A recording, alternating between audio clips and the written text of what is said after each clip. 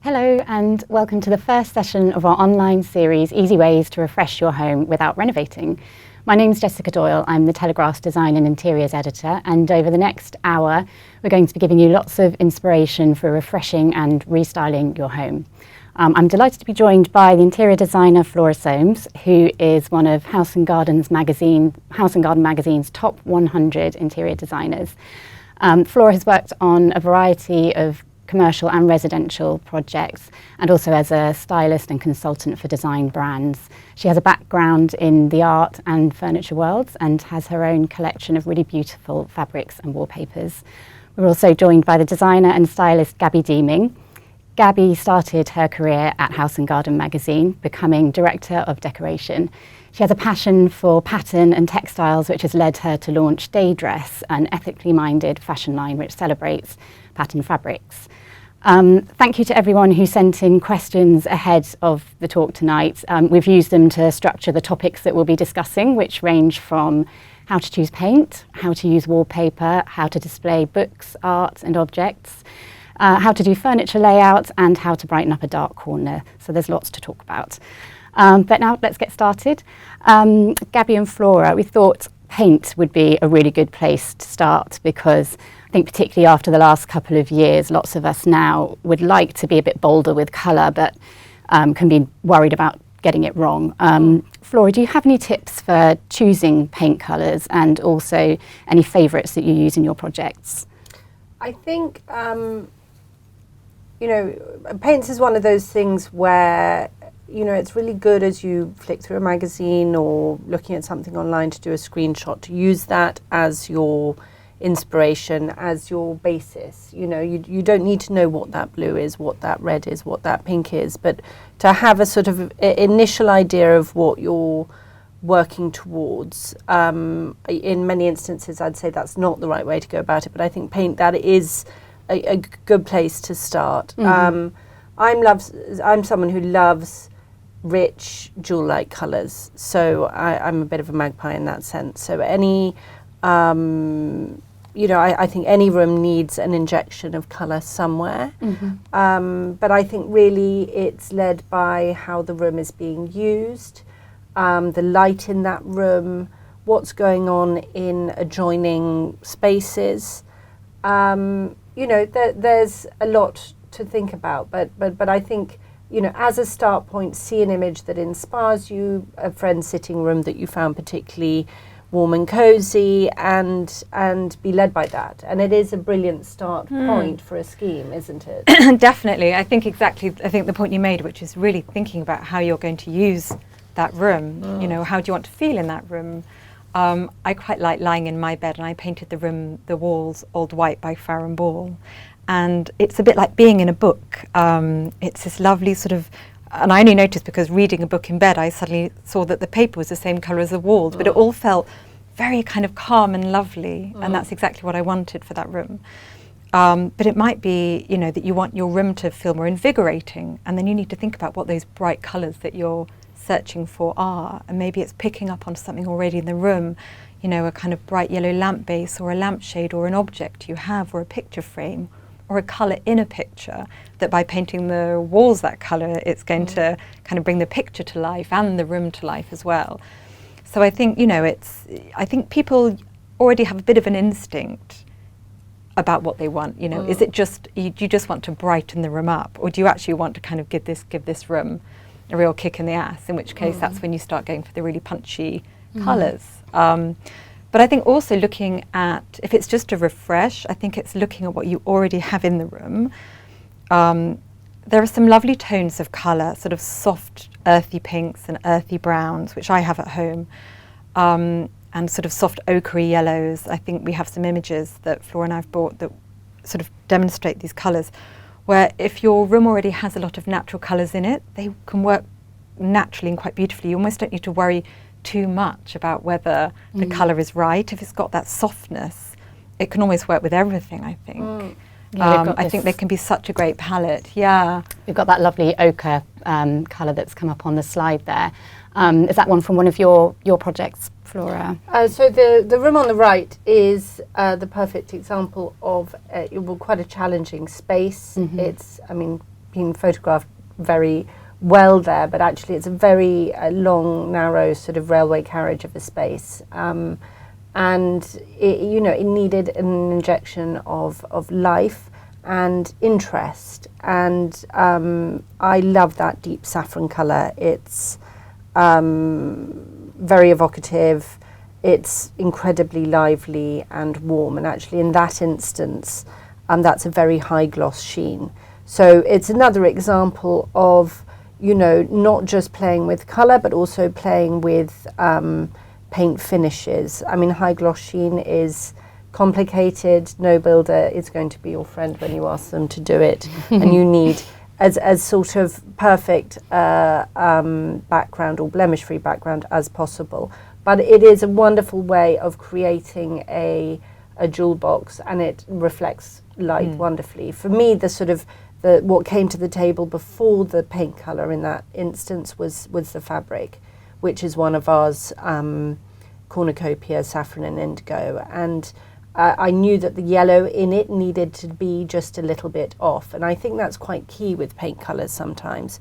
When you're scheming, you might be looking at all the reds, and one might be the perfect match with your print that you're putting on your sofa. But sometimes it's that one that's one removed that actually really holds it together. Absolutely. You don't want things to get too perfectly matched. You want that sort of bringing in other tones and creating an interior that doesn't feel picture perfect, even though these are both quite picture perfect here. But it's exactly that. It's just sort of how to bring more depth into a room. And I think exactly that with your room, Flora, it's that sort of it's the richness, the depth of that colour, and the gloss makes it feel even deeper in the way that, coloured ceramic when it has that wonderful glaze and the colours feel so deep and rich. And the other brilliant place to use gloss, of course, as well, is in a kitchen. You can paint your kitchen splashback in gloss. If you've got a kitchen you want to revamp and you want to take off the tiles and paint the backdrop in a gloss, I've seen that look fantastic, and it's also really practical because you can just wipe it afterwards, or just that nice, that sort of slightly backstairs utility look with a half-height gloss that doesn't even need to be finished. You can just finish with a paint line. And actually the room on the left, which is a shoot that I did for House and Garden, we've used two colours on the wall there. So it's a lovely soft earthy pink. I think it's another Farrow & Ball colour, actually pink ground. And it's on the floor and it's on the wall. This was actually a shoot to demonstrate how brown furniture can feel quite contemporary.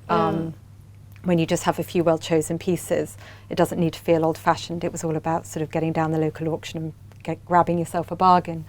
But I think that bringing in that darker block of colour at the top in the picture suddenly gave the room a lot more presence. It sort of linked to the brown furniture a little bit. I like the way the corner just cuts into the top of the cupboard. So compositionally, just that one block of colour almost is working as hard as a piece of furniture in the room, as well as the furniture itself. So it's a bit like bringing flowers into a room. Suddenly you've got this thing that it creates a framework. It's almost sort of, this room already has amazing architecture, as you can see, but if you have a room that doesn't have amazing architecture, if you're dealing with a bit of a white box, I've seen brilliant things where people just paint a deep border of colour around a plain window, for example, and that can look very simple but really effective. Or around a door, you could sort of almost paint an architrave around a door in a colour. Or in the recess, I think it can be very effective. And I think, quite often one's dealing with a dado rail or a picture rail, or how to treat the architraves versus and you can get very bogged down in the many layers that there are within a room. And I think that image there does illustrate that sometimes that very stark divide is really serving a purpose. But in some instances, don't be frightened to do away with it. Keep the moulding, but paint over the moulding. It's really about how sort of cocoon-like you want to make a room as well, isn't it? Yeah, and I think the other point to make there is, which you sort of touched on, which is that you don't need to worry about the rules of colours on ceilings and on woodwork. You can paint the ceilings, the woodwork and the walls and the floors all the same colour, or you could keep your woodwork a contrasting colour. it really doesn't matter. They all look good. I mean, I really love the complete look where the woodwork and the ceiling and the walls are all the same soft colour. It can feel very cocooning and lovely. Whereas obviously painting the woodwork is you're highlighting the architecture, and it can all start to feel a little bit more tailored overall. So again, and painting floorboards is a very interesting one. In the same way that sort of painting staircases. I mean, you know, the realms of opportunity with that. Definitely. So it's, you know, yes. I mean, of course, there was originally a rule book of sorts when it came to painting, but that rule book has sort of been thrown away, and also, you know, the wonderful thing about paint is, you know, a few years later you can move on, you can change it, a room can evolve, and you know, so that little bit of, you know, experimenting is not a bad thing. Definitely, it is still probably the single sort of, for an interiors revamp, it's probably the kind of the one-stop, most affordable shop to get a kind of quick change into your interior, to kind of bring in a change. You know, you can go to B&Q on a Sunday and buy, you know, Monday afternoon you can have that new look. Yeah, it's almost getting into that mindset, isn't it, that if it doesn't work, it's easy to change. It's, you know, easier to change than potentially having to replace a piece of furniture, and usually cheaper than that too. We always have a lot of questions about grey paint in particular, about whether it's now over, whether if you use grey paint will your home look dated. What are your thoughts on that? Well, we've actually got another image of a very pale grey paint that I used in my bathroom at home, actually. I am not someone who is naturally inclined to use a sort of grey palette or a cooler palette. You know, I tend to be drawn towards the warmer colours. But that is a very, in that light, surrounded by green, and in other instances, is actually a very warm colour. And I think it's what you use it with. So you know, there you've got quite a cool white with, it's a little green company, one of their lead colours. And because it's got this sort of quite soft floral print with it and an accumulation of things, I think it's sort of quite a nice play on that cooler palette. I think greys are great, but it's all about what you put with them. Absolutely. Grey with grey starts to intimidate me a little bit. You sort of want to avoid the office look, you know. It can feel a bit corporate or a little bit sort of, a little bit sort of office with desk dividers and staplers and hole punches and things. And so that's sort of too many greys. But I love the definition you get of the black frame on that mirror alongside the cool grey. Well, that's exactly. I mean, that's the prettiest little bathroom. And it's almost that soft. It was almost like a soft purpley grey with the lilac, you know, with sort of lilac-y grey. It was just gorgeous. And probably again with a grey, you know, yes, use a fresh white, but be conscious of it not being too cold a white. So it's sort of balancing grey, you know, being you know, sensitive to the fact that it needs the counterbalance somewhere along the lines, I think. And thinking about the whites, sort of the counter white to your colour is also really important, isn't it? When I painted my dining room pink ground, I'm doing a lot of fire and ball plugging, pink ground, you know, it went really well with Wimborne white, which is very like Dulux's timeless white if you're looking for an alternative. But they were, you know, you couldn't have put the pink ground because it's got all these kind of earthy, minerally colours in it. You couldn't have put it with a bright white. It would have felt horrible. With the all white, for example. Exactly. So you've got to get those. If you're going to have white somewhere and a colour, then you do want to get those. Think about the white, get that just partnership as much as right. your colour. Yeah, the white's really important. Otherwise, it'll throw the whole thing off.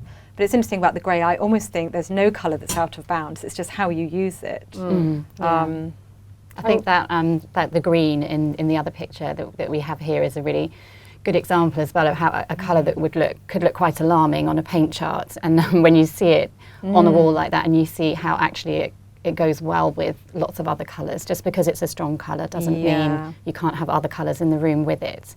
I think that's a great example of that.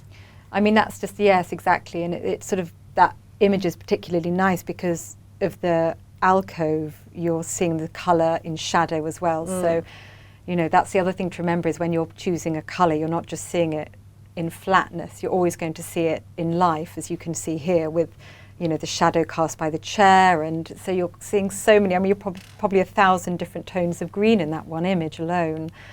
So you're never living with just the colour from the paint chart. Also being sort of mindful of what's on the floor. So if that room had a carpet, a fitted carpet, it would be a totally different, possibly slightly suffocating sort of feel. Because it's got this naked, stripped back floorboard, the two create a sort of great contrast with each other. Yeah. And actually that's a very good example of a much warmer white. You know, I love that old white that's, you know, quite creamy white that's seen on the skirting there, and the fact that that by chance is reflected in those prints. You've got that you know, that layering of you know, bright and slightly more modern, with sort of a sort of more timeless, you know, elegance as well. Yeah, but even though that was just painted for this is for a shoot from when I worked at House and Garden, even though, you know, that was sort of created in moments, it feels like it's been there a long time. I think the colours, exactly that older white, I think if you're painting and you want your house, your room to feel sort of a bit timeless, I think going for those slightly older tones can just sort of ground everything a little bit, if you don't want it to feel totally ping fresh. Yeah, it's a good thing and to think about. a brighter palette is not just a thing of the moment. You know, if we look at the interiors of David Hicks, if we look at earlier interiors, you know, they were incredibly experimental with colour. And you know, it's just what you pair it with, really. But don't get don't get bogged down by trends. Just, you know, because Go we all with what have you colours love. we love. You respond to Yeah, colours yeah. in fashion. You know, there's always something you're drawn to, a particular colour combination. I think just stay true to that, and you can't really go too wrong. Yeah. No, and actually we all sort of sometimes get it quite wrong, but sort of sense of what looks good on us, you know, in terms of the colours we wear, and I think the same applies to the house you live in. Exactly, and sort of trying to listen to that instinct, Definitely. wherever possible. Except for lime green and purple. Oh, good. No lime green and purple. No. Yeah. We've had a few questions too about adding character to a room, and I suppose one way to do that is with wallpaper, which is another subject that we wanted to discuss this evening. Now, I think I know what you're both going to say when I ask you this, but what are your thoughts on using wallpaper to create a feature wall? No, I mean, you know, I suppose when I think of a feature wall, I still have that kind of awful changing rooms association, and you know, or pub, you know, sort of the kind of the pub, or it sort of smacks a bit of lack of commitment. You know, wallpaper at its best is in the round. Which is how it was, you know, that's what it was designed for. Yeah. I mean, I think where you can think about, I'd say if one turns the feature wall notion on its head, is how are you going to see this wallpaper from another room? And we might have an example of that coming up. But I think, you know, that's, if you look at it that way, you know, a wallpaper is, you really need to think about in terms of, okay, where am I moving from and to, not just the enjoyment of it in the room itself. Because so much of it is that glimpse of it through a doorway or you know, through it a should be window. kind of a bit tantalising. Yeah. And I think the trouble is when you just have one wall, you've then got to pick a paint colour from it to do the rest of the walls, which is fine if you're just sort of balancing it on woodwork on a window frame or an architrave or skirting board. Or, you know, it might even be the chair legs of your furniture. You know, then it can be quite fun to pick colours out of the paper. But then when you have a whole big sort of flat expanse of colour, they can fight a little bit. You know, you've invested in paper, but it's not working as hard as it should, and neither is. So it's that, it's sort of going the extra mile, isn't it? Having the courage and conviction. And I think there are plenty of really good references online if you go onto Instagram or Pinterest or whatever, or in a magazine. You know, you can see writ large how beautiful wallpaper can look when done properly. I mean, my ultimate, in fact, was one of Flora's papers in that attic bedroom. Your pink Enid's Ramble. I mean, it's just perfection, in my opinion. And that's a very good example. It's on everything. It's on everything. It's up in and the eaves, curtains, the curtains, the walls, the bed, eiderdown. the eiderdown. I mean, there's nothing that it isn't. Looks a little bit like your dress. And I think it's a very good. Wallpaper does not need to be intimidating, and I think both of the images that we're looking at the moment exemplify that. I mean, the one on the right, wallpaper can do lots of things. You can allow wallpaper to be the hero in a shot, or in a room, sorry. But you can also allow wallpaper just to be part of the layering process. And that's what I love about the image on the right. You know, it is just an element in the room.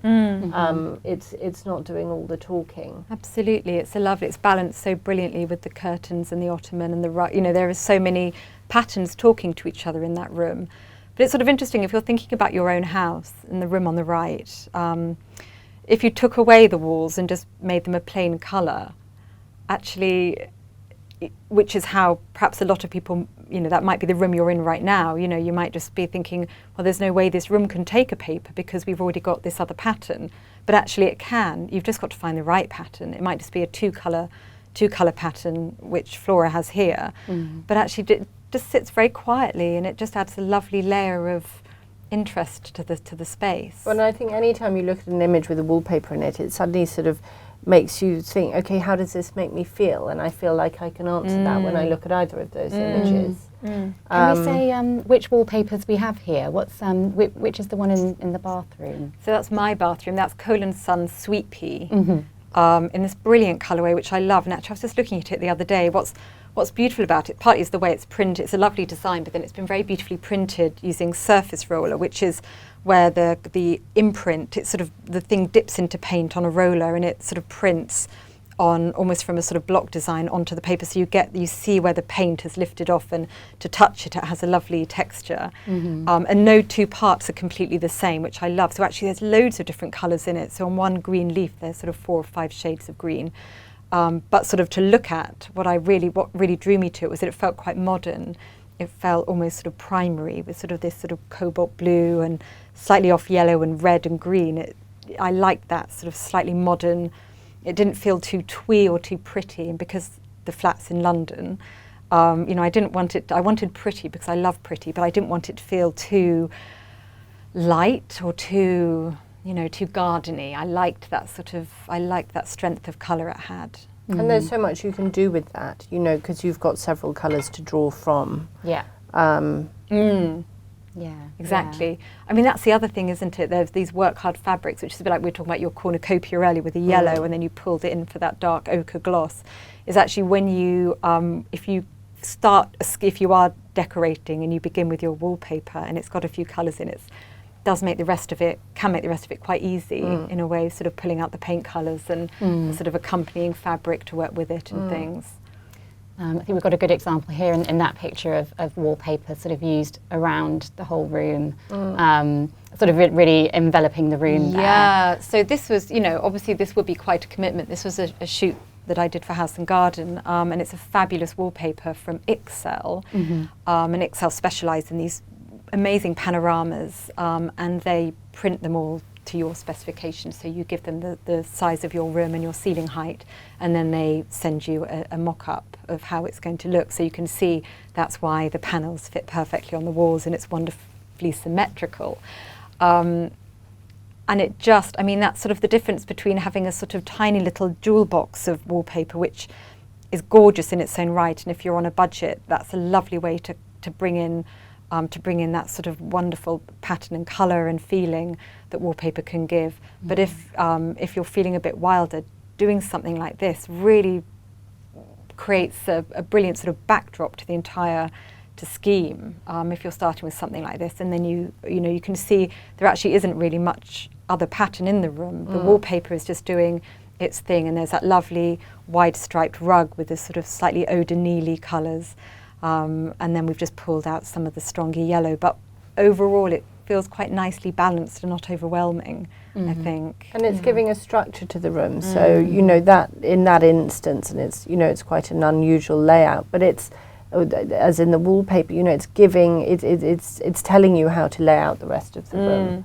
And I think, you know, what's great with wallpaper is to be not confined to, but led by wallpaper in terms of playing with. I mean, I love a sort of meandering wallpaper with a, you know, whether it's, for example, one of the great large-scale Lewis and Woods, Gorgeous, you know, up a staircase, or where you've got a long drop. Really accentuate that drop and play with it. Absolutely. And, you know, many instances, you know, it's doing the job of, you know, a collection of pictures on a wall, particularly if it's, you know, more decorative, less geometric. It can sort of do that for you. Yeah. Absolutely. You wouldn't want to hang pictures on top of that particular paper. But I think your point about scale is so interesting. I mean, you know, wallpapers come in all scales from sort of I mean, you can see two exact cases in point here. Flora's tiny little beautiful gold gilt stripe on the right, gilt rope, and then, you know, this kind of incredible, slightly more panoramic one.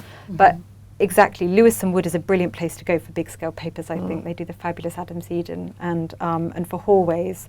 So we used to get so many house stories at House and Garden with it in the hallway, because it's just such a brilliant big scale paper, and sometimes spaces really need On such an unusual scale. exactly. And similarly, a lot of the Collinson ones are great for sort of that sort of climbing element. But and I think that the point to the image on the right, which is one of our gilded rope wallpapers, is, you know, wallpapering in small spaces for me is very often a no-brainer. You know, if you want one room where you want to make that real impact, it's either a gloss paint or it's a wallpaper. And equally in a small room, I mean, this is very linear, and it's, you know, dare I say it, it's, you know, it's sort of oozing chicness, isn't it? But you can really play with scale in a small room as well.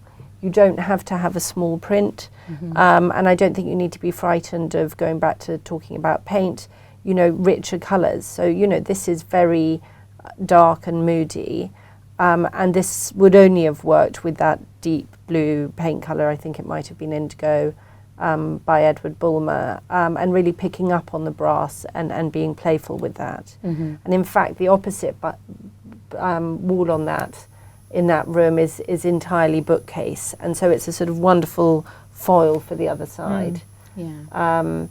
But, you know, if you've got that one sort of, you want that talking factor, that one room where someone who's come for dinner comes round, you know, they come out of your room and they say, wow, that's, you know, and it's a great room to do it in. And sometimes, you know, don't spread yourself across a house trying to achieve it throughout, but sort of go for that one concentrated area. Yes, exactly. Yeah. And so we just touched on the fact that you can sort of use wallpaper in place of artworks, which sort of leads on to one of our next subjects, which is displaying art. Again, I think that's something that can really sort of trip people up in terms of where you put your pictures, what's the best height, how you arrange them, how you create a sort of salon-style gallery wall hang and make it look good.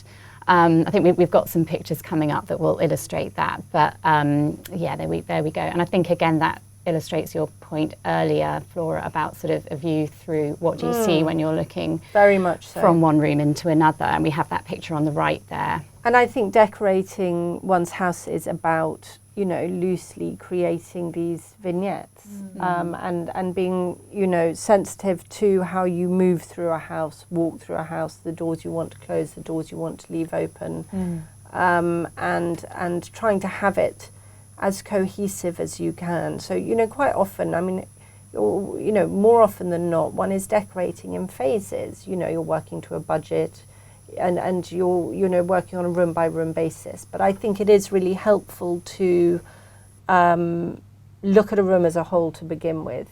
And I think artwork is a really unifying thing in doing so. So again, the picture on the right is a tiny landing in a small cottage that I lived in, and it was a collection of Japanese prints that I loved. And I love, in quite cramped spaces, actually hanging multiples, and also hanging from ceiling to floor. I think is you know, quite a clever way of yeah, I mean, artwork as wallpaper rather than wallpaper as artwork. Yeah. But you don't need to think big wall, big work. You know, I think you can flip it on its head.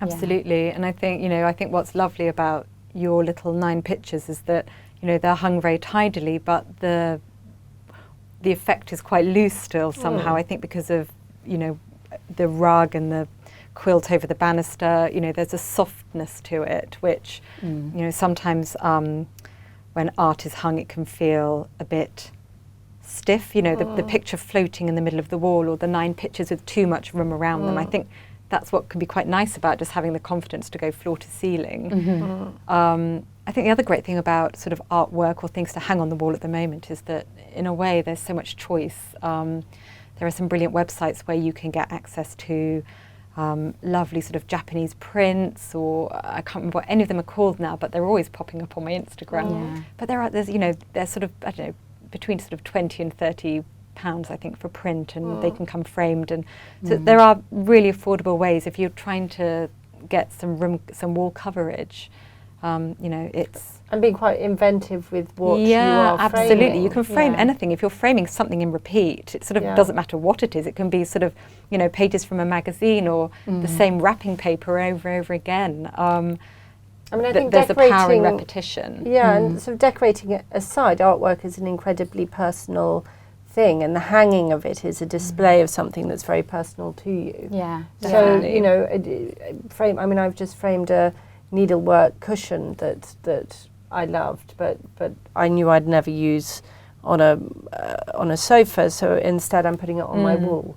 And I'm mad for hanging plates as well, you know, chip china. My piles of chip china are huge, and I think, you know, different textures, different shapes, 3D, you know, I think it all adds to a layering. I agree, mixing things in. Candles, wall sconces can look lovely in amongst the pictures. You can get beautiful plaster, you know, plaster casts of things in relief, leaves and shapes, and they can look lovely in amongst. And just different shaped frames. I think also just that sort of, you know, little collections of things, and a sort of a little picture somewhere a bit unexpected, sort of above a light switch, or you know, just somewhere where you might not be expecting something can look so lovely, as well as the kind of more obvious ways to kind of get your art up. And I, you know, as we all you know and love, hanging photographs that mean something to us, and I think that sort of collage effect with photographs is something that I really love. So you can see on the right, and you know, it doesn't all have to be immaculate and straight, and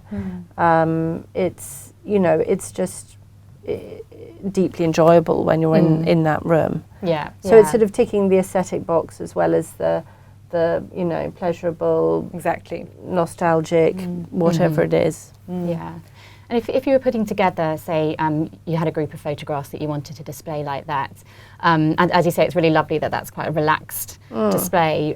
Where would you start with that? Would you lay it out on the floor first and work out where you wanted things to go, or start with a favourite picture that you knew you wanted to go at a certain place? I think what works quite well with that is that it is more or less achieving, you know, a square. I don't think there's a hard and fast rule with that, but in that instance, which is a very small bathroom, that works. But no, I mean, I didn't have room to lay it out on the floor, so it was me on one leg on the loose seat, sort of tapping holes into the wall. And often that's, you know, that's the best. And adding to them, you know, framing over time and adding to them, and you know, that sense of collage being achieved on your wall, I think is very, you know, satisfactory. I mean, I love a pinboard on a wall. I mean, I digress, but definitely no. I mean, I love a bit of mess. Frankly, there is quite a good way if you do have a lot of pictures that are the same size that you want to hang. It's always worth just doing a little scale drawing of the wall. You know, just whatever it is, sort of, you know, 20 centimeters by 30 centimeters. If it's sort of, you know, 2 by 3.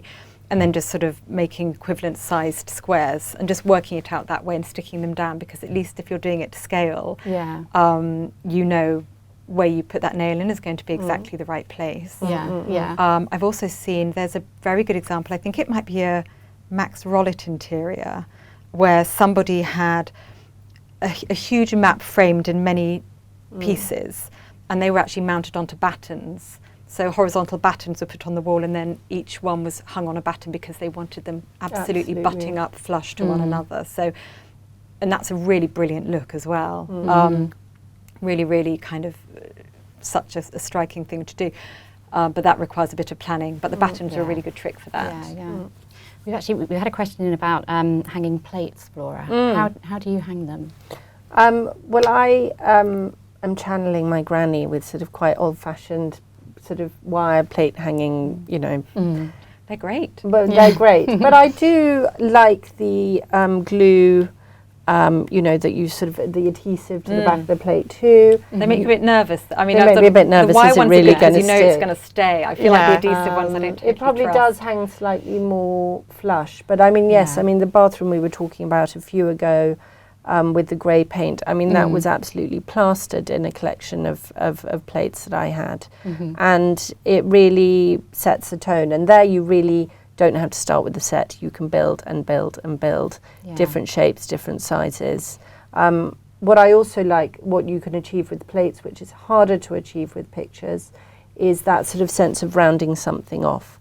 So very often for me it will be a picture in the middle and then a series of 3 and 3, or just to soften it, because if you're ending up with too many straight lines, that's quite a clever way of sort of, you know, just making it slightly less, you know, hard in its appearance. Yeah, great. Well, that sort of also takes us on to displaying other things, such as books, which again, I think can really, it's one of those subjects that can trip people up a bit. Do you do the colour coordination? Do you organise them by height? Do you stack them vertically, horizontally?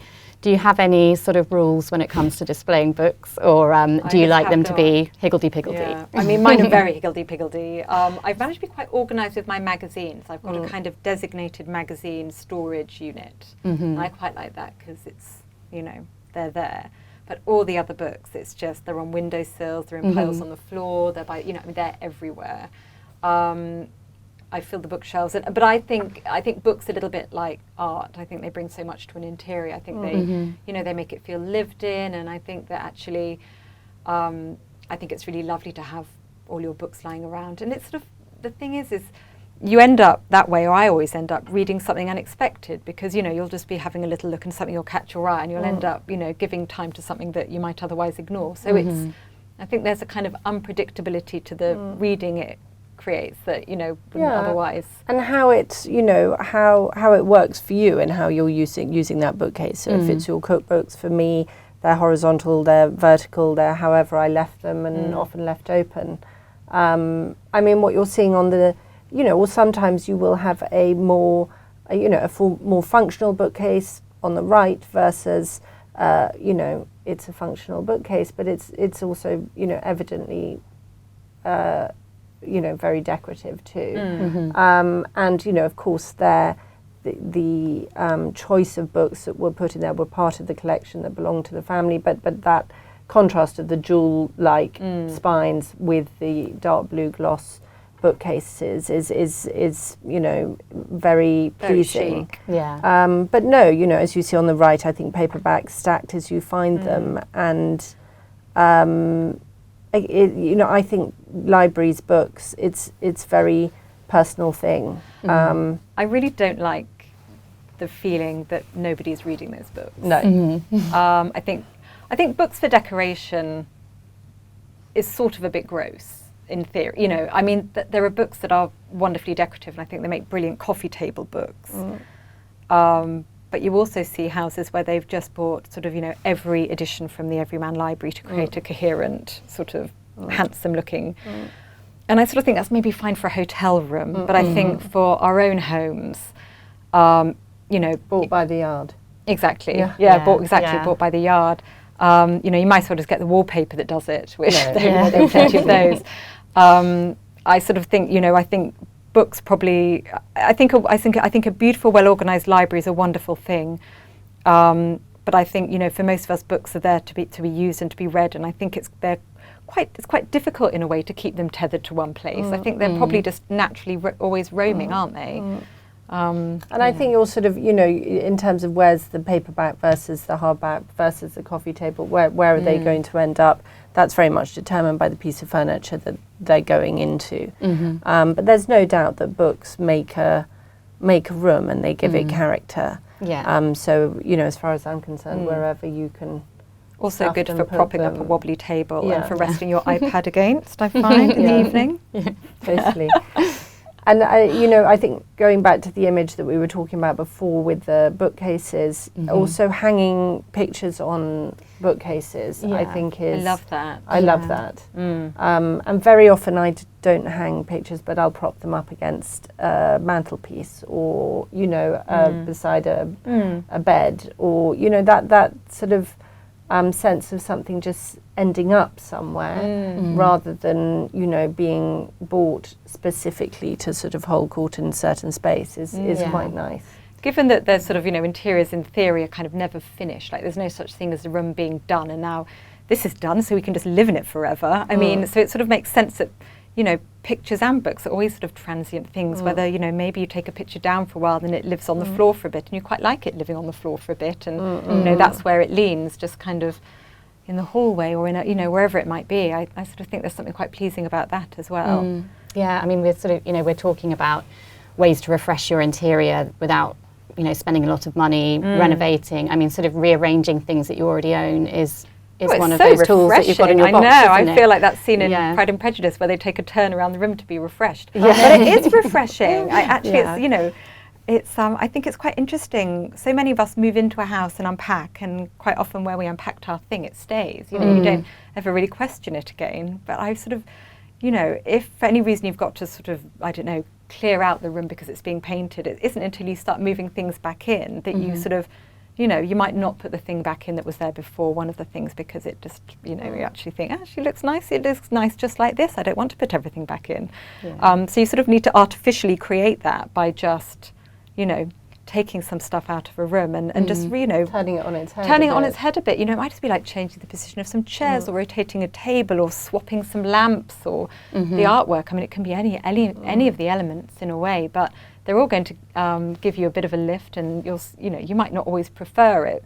You might end up putting it back, but it's just quite a good sort of low maintenance thing to do, just to see how there's a better way. If you've been true to sort of, buying what you really love as you sort of meander your way sort of through putting a house together, what's going into each room is incredibly versatile in terms of where it ends up. Which is less the case if something's absolutely destined for one spot. Not saying there's right or wrong, but it is quite nice to have that sort of possibility for things to sort of move around. Yeah, I mean, when it comes to, say, furniture layout, so how you arrange furniture in a room, where do you start with that? Do you think there are certain rules of where things need to go to have a good flow? Would you ever say, you shouldn't put anything in front of the door or right in front of a window, or are there sort of rules that you should abide by? Or? Well, I think sort of writing at a window, we've all learnt over the last few years, if you possibly can, working at a window is a lovely thing. Washing up by a window is a lovely thing. Absolutely. There is using your windows as much as you can. Certain hard and fast, if possible. Think about where you're putting your chairs. You want to be able to sit somewhere where you like what you're looking at. Exactly. I mean, otherwise, as a sociable space, you want to create some form of a grid where, if you're wanting more than 4 to sit around and talk to each other rather than just watch the television, you want to create that grid around which you can do so. And very often a fireplace is used for that, or an ottoman or a coffee table is used as that sort of focal point. Whereas the image on the left is, it's a very clean space. It was important not to clutter too much, but the sort of the shape of that furniture and the built-in furniture around it really sort of elongates the space even more, than it. And it's interesting how, obviously it's, the figure on, that's on the right, that's my sitting room in London, and obviously the pieces are all quite upholstered and solid and low, and it's interesting the difference between, this feeling of space and air and light. Of course you can't, but it's sort of, I think that's the other thing, is when you're sort of arranging your furniture, it might be worth sort of looking at the balance of the furniture, and if you've got a lot of heavy pieces, maybe you need to sort of take out one of the heavier pieces and switch it in if you have something for maybe a slightly leggier piece. And also sort of even things with arms, sort of sofas with arms. Sometimes when you walk into a room and straight into a sofa with quite high arms, that can feel like a bit of a blocker. You know, maybe the sofa would be better on the other wall. And 2 armchairs is quite a good way of creating that sort of breathing space through which the light can flow. Definitely. And again, as you say, like with that chair, a slipper chair on the back wall without having arms, it just automatically makes the space around it sort of feel freer. But going back to what you were saying about sort of heavy versus light, I think you really need to think about textures with that. So it's what's on the flooring, you know, versus, you know, have I got a velvet on a sofa? Okay, so don't go anything too plush, put anything too plush on the ottoman. You know, it's the leather versus suede versus, you know, just making sure that you're not getting too much repetition in that respect. And there's no rule with that, but I think when you look at it in the round, you know, on a table, you can see from those samples if it's sort of becoming a bit too heavy, really. Yeah. Another thing I quite like, especially in sitting rooms or anywhere really, you can also do it over your headboard, is if you've got a bit of fabric you love, or if the scheme in your sitting room is kind of bringing you down or bumming you out, you know, sometimes just getting a brightly coloured blanket and putting it over the back of the sofa. Yes. I think, you know, you don't need to get too weighed down with the idea that, you know, there's a proper way to do things, but actually sort of, you know, blankets on sofa cushion, you know, sofa seats. And I mean, there are so many ways to bring in pattern or cover and hide pattern you don't want to see, that are really great and completely legitimate quick fixes. No, and as a sort of mad collector of textiles, you know, it makes me too sad to think of them all sort of hidden away in trunks. So as you saw in that, you know, cottage, I hang them over my, you know, balustrades, or I always over the back of a sofa. And, you know, they'll be in one place 1 minute and another. But they're there to be lived with, and they give a real sense of patina and interest. And actually that image on the left, I mean, we were talking layout, and that's the perfect example of a you know, a grid really onto which they're all facing a mantelpiece. But it's, you know, it's a lofty, very well proportioned room. But it's, you know, it's quite informal in the way that it's been put together, in as much as, you know, to me it looks like a muddy dog could sit on any one of those sofas and it wouldn't matter. It looks comfortable, which I think is so important, isn't it? I mean, if you've got a room that doesn't feel comfortable, then that's the room you need to think about why it isn't comfortable and how to make it more comfortable. Yeah, we've had a couple of questions about how you make a room feel cosy and how you bring character to a room, and I suppose that's all tied in with how you make a room feel comfortable as well. How do you do that? How do you sort of bring that sense of comfort in? Do you think it is with textiles and cushions and those sorts of accessories? I think it's the things that exactly. Good, like really good sofa cushions and comfortable cushions and things that feel warm. I mean, some people don't love all these things. That's the thing. I mean, some people aren't textile lovers and they don't love colour and pattern. If not, why not? But and I sort of sometimes wonder when I look at a picture of what I think is quite a sort of bleak house, and I think, but what if they've just come home and they're all cold? Like, where do they go to get warm? Like, where do you sit? Well, very often a hard chair and and I think it's important to look at a room and think, how will this make me feel in February, and how will it make me feel in June? You know, given the weather we have to contend with. Exactly. But I think, you know, flooring is really important for that. You know, a rug, an area rug, whether, you know, an antique rug or we, you know, there are wonderful, sustainable, you know, fantastic options sort of on the market too. You know, that's a very good sort of starting point. Cushions, I think, you know, I love mixing old with new, and you can, you know, also embellish. So embellish with a, you know, a trim, whether it's a brush fringe or a ruffle or piping, or and there are ways of making it more tailored, but I think, you know, tailored is allowed to be comfortable too.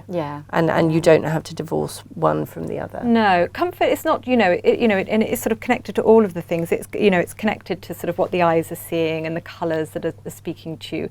And it's also connected to the layout. You know, if you're sitting in a chair and, you know, you've got nowhere to put your, you know, it's all those sorts of things. It's sort of how your room is working for you. You know, comfort, it's not just about, is my bum soft? It's sort of, you know, have I got somewhere to put my glass, and can I find the light switch, and is that light a bit bright? Like maybe you just need to get you know, get a dimmer switch. I mean, that might transform your the warm light bulb versus the cooler I know, light bulb. I find it strange. I'm walking down the street and you look up at buildings and some people have that kind of cold blue light. I just think, who is in there? Is it just like some guy on a computer? I don't know. And you know, the world's gone crazy for lampshades, and you know, wonderful, different textured, you know, bamboos, fabrics, parchments, you name it, hand painted.